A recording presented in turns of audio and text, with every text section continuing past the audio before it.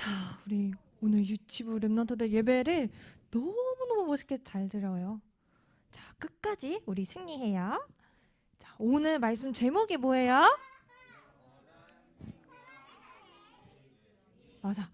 영원한 생명 되신 예수님이에요. 영원한 생명, 영생이신 예수님의 말씀 우리 함께 읽어봐요. 자, 영생은 곧 유일하신 참 하나님과 그가 보내신 자 예수 그리스도를 아는 것이니이다. 요한복음 17장 3절 말씀. 아멘. 자, 요한, 예수님의 제자 요한이 보니까 영원한 생명이 무엇일까? 보니까 참 하나님을 아는 거래요. 그리고 참 하나님이 사람으로 보내신 예수 그리스도를 아는 것이래요. 그래서 요한이라는 제자가 본 예수님은 어떤 분인지 우리 함께 말씀 통해서 알아봐요. 자, 여기에 예수님과 사마리아 여인이 있어요. 예수님이 우물가에 앉아 계실 때 사마리아 여인이 이 예수님이 앉아 계신 우물가에 왔어요. 물을 기르러 왔어요. 이 여인은 엄청 문제가 많은 사람이었어요. 우리는 모두 엄마, 아빠 한 명씩 있죠. 근데 이 사마리아 여자는 남편이 5명이나 있었어요. 5번이나 바뀌었어요. 그런데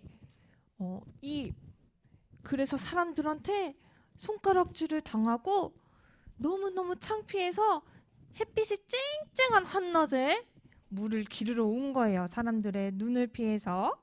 자, 그런데 여기서 예수님을 딱 만났어요.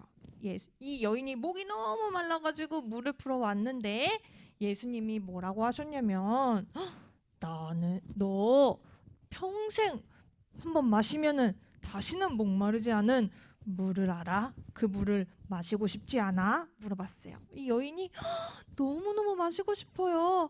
한 번 마시면 절대로 목마르지 않는 그런 물이 어디 있지요? 한 번 먹으면 절대로 배부르지 않은 떡, 그것을 먹고 싶지 않아? 너무너무 먹고 싶어요. 그런 떡이 이 세상에 있나요? 예수님이 말씀하셨어요. 내가 바로 한 번 마시면 절대로 목마르지 않는 생명의 물이야. 그리고 내가 바로 한 번 먹으면 절대로 배고프지 않은 빵이야, 떡이야. 뭐예요? 예수님을 아는 것이, 예수님의 말씀을 듣는 것이 영원히 목마르지 않고 영원히 배고프지 않은 참 생명임을 전하신 거예요. 그래서 이 여인이 예수님의 복음을 듣자마자 사람들에게 달려가가지고 여러분 들어보세요. 제가 영원한 생명이신 예수님을 만났어요. 이 예수님이 글쎄 우리가 그토록 기다리던 그리스도래요. 그토록 기다리던 구원자래요. 얘기를 했어요. 이 사실을 요한이 기록을 한 것이죠. 그러면 우리 이 사마리아 여인이 만난 예수님이 구체적으로 어떤 생명을 가지고 계신지 한번 알아봐요. 자, 우리 가나 혼인잔치 알죠? 물이 변하여 포도주 됐네. 우리 맨날 찬양하지요. 자, 이 가나 혼인잔치에 포도주가 떨어졌어요. 맞아. 근데 이 잔치집에 더 이상 포도주가 없어가지고 사람들이 아니 이렇게 잔치집에 벌써부터 포도주가 없다니 이래도 돼? 이렇게 성의가 없어도 돼? 막 여기저기서 불만이 터져 나왔어요. 그때 이 예수님을 이 주인으로 모시고 저희가 예수님의 말씀을 따를 테니 명령만 하십시오. 그러자 예수님이 그러면 항아리를 다 모아서 포도주를 담은 항아리를 다 모아가지고 오세요. 빈 항아리를. 거기다가 물을 채우세요. 그래서 예수님을 주인으로 모시고 생명의 말씀이신 예수님의 말씀을 따랐어요. 그러자 어떻게 됐어요? 다시 포도주가 콸콸콸 나오기 시작했어요. 자, 예수님이 주인 되실 때 그 어떤 것도 문제되지 않아요. 예수님의 생명의 말씀을 붙잡을 때 그 어떤 것도 문제되지 않아요 라는 사실을 요한이 보았어요. 또 예수님이 어떤 일을 하셨냐면, 우리 아까 참 하나님을 아는 것, 예수 그리스도를 아는 것이 영원한 생명이라고 했지요. 하나님이 말씀으로 온 세상을 만드셨어요. 말씀으로 생명을 만드셨어요. 우리 사람의 호흡을 후 불어넣으시니까 사람이 생명이 되었거든요. 이 예수님이 바로 우리 모든 만물을 창조하신 참 하나님이시거든요. 이 생명을 주시는 하나님의 말씀은 그래서 그 어떠한 생명도 다시 살아나게 만들 수가 있어요. 그래서 베데스다라고 하는 연못에서 언제 나의 병을 고쳐주나, 언제 나의 병을 고쳐주나, 너무너무 아파서 일어나지도 못하고 38년 동안 누워만 있는 한 병자를 예수님이 치유하셨어요. 왜요? 예수님은 모든 세상을 만드신 하나님이시거든요. 예수님이 말씀만 하시면은 생명이 살아나는 힘이 있거든요. 그래서 생명의 말씀이신 예수님은 오래된 질병도 치유하시는 하나님이에요. 또 어떤 일이 있었냐면 예수님이 여러 가지 기적을 보이셨죠. 물이 변해서 포도주가 되고, 그리고 또 많은 병자들이 또 치유되고 귀신이 떠나가고 많은 기적이 일어나니까 사람들이 하나둘 모여들기 시작했어요. 사람들이 하나님의 말씀을 받으려고 막 모여들어서 하루 종일 예수님의 말씀을 들었더니 어때요? 배가 고파요. 우리 밥을 굶고 말씀 들으면은 배고프지요. 그래서 사람들이 너무너무 이제 배고픈 시간이 된 거예요. 근데 예수님이 한 어린아이가 가져온 보리떡 5개와 물고기 2마리를 가지고 기도하셨어요. 축복하셨어요. 생명의 말씀으로 축복하시니까 어떻게 됐어요? 이 보리떡이 계속 나오는 거예요. 5천 명의 사람이 먹을 수 있을 만큼 바구니에서 계속 나오는 거예요. 또 물고기 분명 2마리밖에 없었는데 5천 명이 먹기에는 너무너무 부족한데, 근데 예수님이 바구니에서 물고기를 꺼내니까 물고기가 계속 나오는 거예요. 생명의 말씀이신 우리의 주인 대신 예수님의 말씀을 따라가면은 경제 문제도, 배고픈 문제도 문제가 없어요. 또 예수님이 어느 날은 어떤 일이 있었냐면은 어떤 음란한 여자가 있었어요. 아주 잘못을 저지른 여자가 있었어요. 이스라엘 시대에는 아주 나쁜 잘못을 저지르면은 사람을 돌로 쳐 죽이는 법이 있었어요.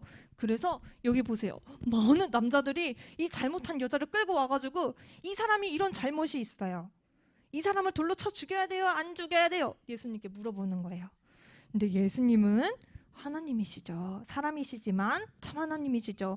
모든 사람이 어떤 짓을 하고 있는지, 무슨 일을 하고 있는지 다 아셔요. 그래서 예수님이 바닥에다가 손글씨로 너네 이런 잘못이 있지? 적으셨어요. 그러면서 야, 여기 중에서 너네 죄 없는 사람만 이 여자를 돌로 쳐. 그랬더니 사람들이 예수님이 어떻게 나의 잘못을 알았지?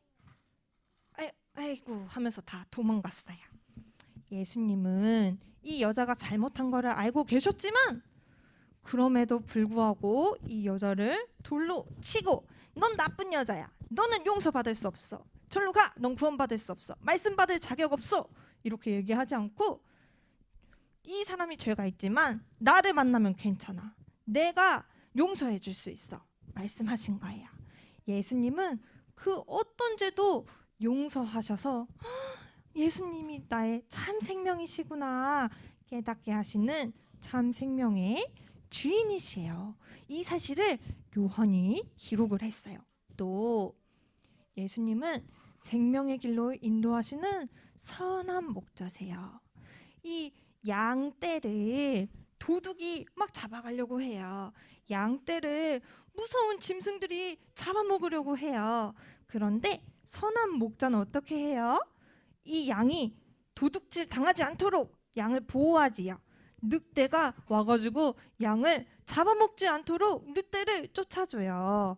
예수님은 이렇게 우리를 언제나 좋은 길로 인도하시고 언제나 우리를 위험에서 보호해 주시는 최고로 멋있는 선한 목자신 거예요. 이 예수님이 요한복음 19장에 보니까 어떤 일을 당하셨냐면은 십자가에 땅땅땅 못이 박히셨어요. 십자가에 못이 박혀서 나의 모든 죄를 다 용서하시고 대신 죄값을 피로 흘리시고 이제 돌아가시기 직전에 이렇게 말씀하셨어요. 다 이루었다. 무엇을 다 이루었을까요? 그리스도의 일을 다 이루었어요.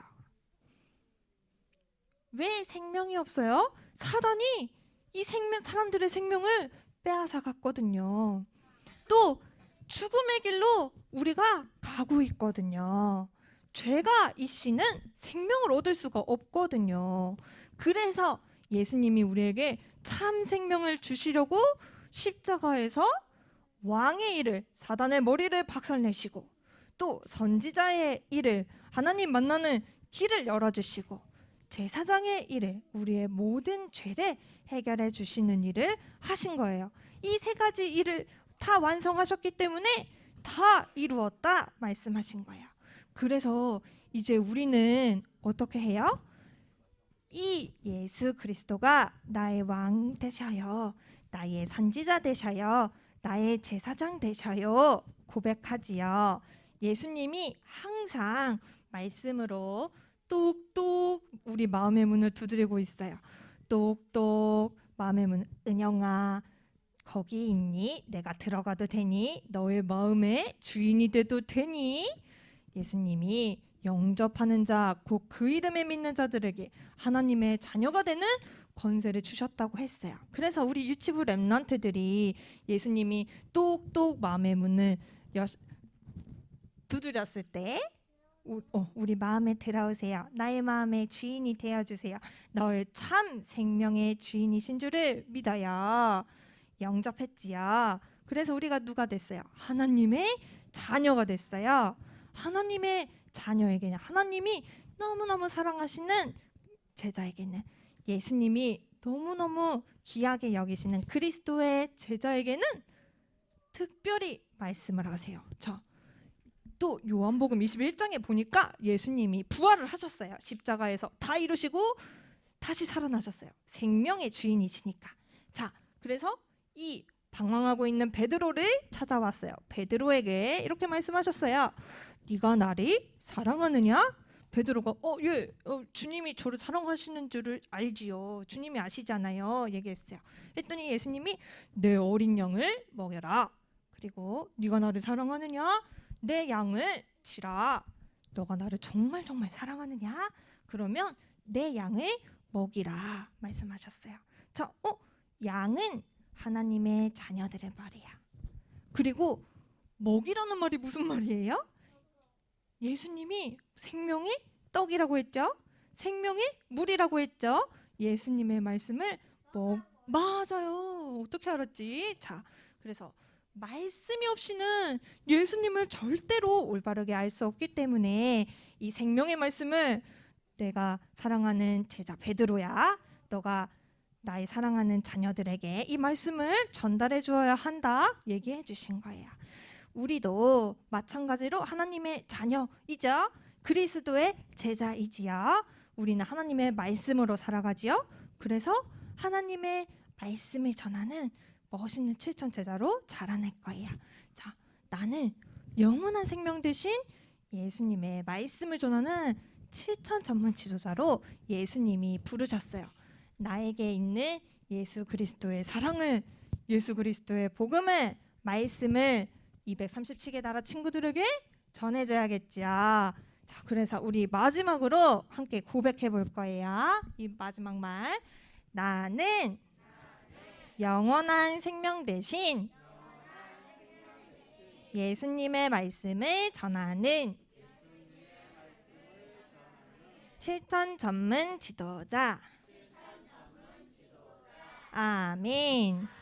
자, 우리 모든 유치부 랩런트들이 이런 실천 지도자, 제자인 줄을 믿습니다. 그러면 기도로 마무리할 거예요.